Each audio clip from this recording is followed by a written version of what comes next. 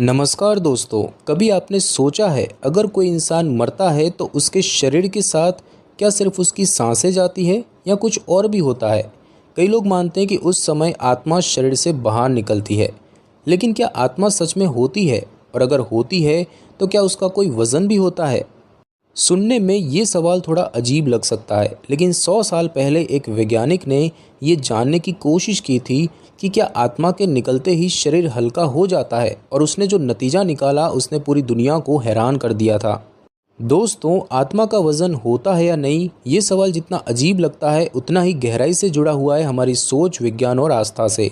हम सभी ने कहीं ना कहीं आत्मा के बारे में सुना है, कभी धार्मिक ग्रंथों में, कभी बुजुर्गों की बातों में और कभी किसी कहानी या फिल्म में। लेकिन क्या आत्मा कोई ऐसा तत्व है जिसे मापा जा सकता है? क्या उसका कोई भौतिक अस्तित्व है, या फिर ये सिर्फ एक अनुभूति है, एक एहसास? इन्हीं सवालों का जवाब ढूंढने की कोशिश की थी एक अमेरिकी डॉक्टर ने करीब 100 साल पहले। उनका मानना था कि जब इंसान मरता है तो शरीर से कुछ निकलता है, और शायद उसी कारण शरीर का वजन थोड़ा कम हो जाता है। उसने एक प्रयोग किया जिसमें ये पता लगाने की कोशिश की गई कि क्या मौत के समय शरीर में कोई ऐसा परिवर्तन होता है जिसे वैज्ञानिक रूप से मापा जा सके। उस प्रयोग के नतीजे बहुत दिलचस्प थे, और यही से शुरू होती है 21 ग्राम आत्मा वाली कहानी, जिसे आज भी लोग याद करते हैं। कुछ लोग इसे मानते हैं तो कुछ लोग इसे सिर्फ एक प्रयोग भर मानते हैं। दोस्तों, अब बात करते हैं उस असली प्रयोग की जिसने आत्मा के वजन को लेकर पूरी दुनिया में चर्चा शुरू कर दी थी। सन 1907 में अमेरिका के एक डॉक्टर थे, डॉक्टर डंकन मैकडूगल। वो एक बहुत ही अलग सोच वाले डॉक्टर थे जिन्हें आत्मा और चेतना यानी कि कॉन्शियसनेस जैसे विषयों में गहरी दिलचस्पी थी। उन्होंने सोचा, अगर आत्मा सच में शरीर का हिस्सा है तो जब वो शरीर से बाहर निकलेगी तो कोई न कोई परिवर्तन जरूर होगा। शायद शरीर का वजन हल्का हो जाएगा। और इसी सोच के आधार पर उन्होंने एक प्रयोग किया। उन्होंने 6 ऐसे मरीजों को चुना जो मृत्यु के बहुत करीब थे, और उन्हें एक खास डिज़ाइन किए गए वज़न मापने वाले पलंग पर लिटाया। ये पलंग इतना संवेदनशील था कि ग्राम के अंशों यानी कि फ्रैक्शंस तक का भी अंतर माप सकता था। डॉक्टर मैकडूगल ने देखा कि जैसे ही मरीज की मृत्यु होती है उसके शरीर का वजन लगभग 21 ग्राम कम हो जाता है। उनका निष्कर्ष था कि ये 21 ग्राम वही है जो शरीर छोड़कर जाता है, यानी कि आत्मा। और इस प्रयोग के बारे में उस समय की अखबारों में भी खबरें छपी, और बहुत से लोगों ने इसे एक चौंकाने वाली खोज माना। लोगों को लगा कि शायद आत्मा का वजन सच में 21 ग्राम होता है। हालांकि डॉक्टर मैकडूगल ने यह प्रयोग सिर्फ 6 लोगों पर किया था, और कुछ जानवरों पर भी, जिनमें कोई वजन परिवर्तन नहीं दिखा। इसीलिए ये कहा गया कि शायद ये आत्मा से जुड़ा हुआ कुछ है, पर पक्के तौर पर कुछ कहा नहीं जा सकता। दोस्तों, अब सवाल उठता है कि क्या डॉक्टर डंकन मैकडूगल का यह 21 ग्राम वाला प्रयोग वास्तव में वैज्ञानिक रूप से भरोसेमंद था? इस सवाल पर कई वैज्ञानिकों और शोधकर्ताओं ने अपने विचार रखे।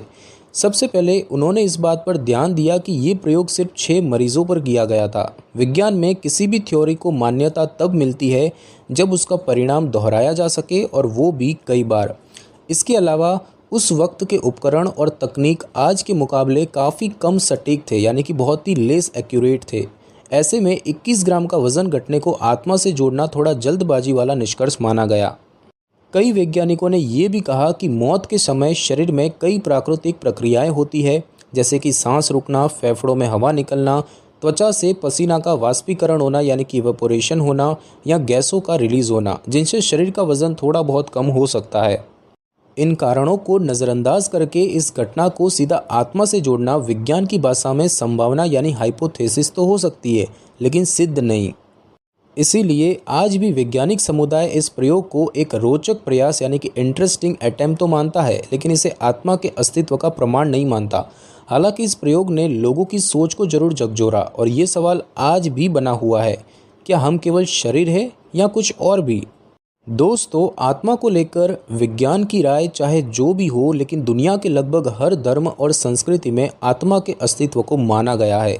हिंदू धर्म में आत्मा को अजर अमर माना जाता है। भगवद गीता में भगवान श्री कृष्ण कहते हैं, न जायते म्रियते वा कदाचित, यानी कि आत्मा कभी जन्म नहीं लेती न मरती है। यह आत्मा शरीर बदलती है लेकिन नष्ट नहीं होती। बौद्ध धर्म आत्मा की बजाय चेतना यानी कॉन्शियसनेस की बात करता है, जो जीवन के चक्र में निरंतर परिवर्तनशील है। ये चेतना पुनर्जन्म के माध्यम से आगे बढ़ती है। इस्लाम धर्म में रूह का जिक्र आता है, जो अल्लाह की तरफ से दी गई एक पवित्र शक्ति मानी जाती है। मृत्यु के बाद रूह को अलग अस्तित्व में माना जाता है। ईसाई धर्म में भी सौल का जिक्र आता है, जिसे ईश्वर की ओर से एक दिव्य उपहार माना गया है और मृत्यु के बाद उसका मूल्यांकन होता है। इन सभी परंपराओं में आत्मा को एक शुद्ध, अदृश्य और अमर सत्ता के रूप में देखा गया है, जिसका कोई भौतिक रूप या माप नहीं होता। ये महत्वपूर्ण है कि इन मान्यताओं को आस्था, अनुभव और आंतरिक चेतना से जोड़ा जाता है, ना कि मशीनों या वजन से। और यही वजह है कि किसी भी धर्म में आत्मा के वजन की बात नहीं की गई है, बल्कि उसे अनुभव किया गया है, महसूस किया गया है। तो जब डॉक्टर मैक्जूगल जैसे वैज्ञानिक आत्मा को मापने की कोशिश करते हैं, तो वो उस चीज़ को समझने की कोशिश कर रहे होते हैं जो विज्ञान की सीमाओं से थोड़ा बाहर है और जिसे हर इंसान अपने तरीके से महसूस करता है। तो दोस्तों, अब तक हमने आत्मा को धार्मिक, आध्यात्मिक और ऐतिहासिक नज़रिए से देखा, लेकिन एक सवाल अभी भी बाकी है। क्या आधुनिक विज्ञान, खासकर क्वांटम फिजिक्स, इस चेतना या आत्मा जैसे अनुभव को समझाने की कोशिश करता है? दरअसल कुछ वैज्ञानिक और दार्शनिक मानते हैं कि चेतना यानी कि कॉन्शियसनेस सिर्फ दिमाग की क्रिया नहीं, बल्कि शायद ये पूरे ब्रह्मांड से जुड़ी एक ऊर्जा हो सकती है।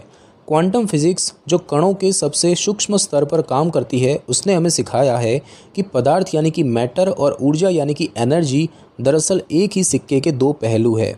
कुछ विचारकों का मानना है कि अगर ऊर्जा को न बनाया जा सकता है, न नष्ट किया जा सकता है, तो क्या हमारी चेतना भी उसी ऊर्जा का एक रूप है? कुछ थ्योरीज के अनुसार जब शरीर मरता है तो शायद चेतना उस ऊर्जा के रूप में ब्रह्मांड में कहीं फैल जाती है, जैसे कि एक तरंग यानी कि वेव। ये बातें अभी पूरी तरह प्रमाणित नहीं हैं, लेकिन इन पर रिसर्च और चर्चा जरूर हो रही है। याद रखें, वैज्ञानिक समुदाय इन विचारों को आधिकारिक रूप से आत्मा का प्रमाण नहीं मानता, पर कई वैज्ञानिक इसे ओपन क्वेश्चन यानी अब भी शोध के लिए खुला विषय मानते हैं। कुल मिलाकर क्वांटम फिजिक्स ने चेतना को सिर्फ दिमाग की प्रक्रिया मानने से आगे ले जाकर इसे एक व्यापक, रहस्यमय ऊर्जा के रूप में सोचने के लिए दरवाज़ा खोला है, और शायद यही वो जगह है जहां विज्ञान और अध्यात्म एक दूसरे के पास आते हैं। तो दोस्तों, अब तक जो कुछ भी हमने जाना वो इस बात की ओर इशारा करता है कि आत्मा का वजन होता है या नहीं, ये सवाल आज भी पूरी तरह से हल नहीं हुआ है। विज्ञान के पास फिलहाल कोई ऐसा प्रमाण नहीं है जिससे ये कहा जा सके कि आत्मा का कोई निश्चित वजन होता है। डॉक्टर डंकन मैक्जूगल का 21 ग्राम वाला प्रयोग रोचक जरूर था, लेकिन वैज्ञानिक रूप से वो अधूरा और अप्रमाणित माना गया।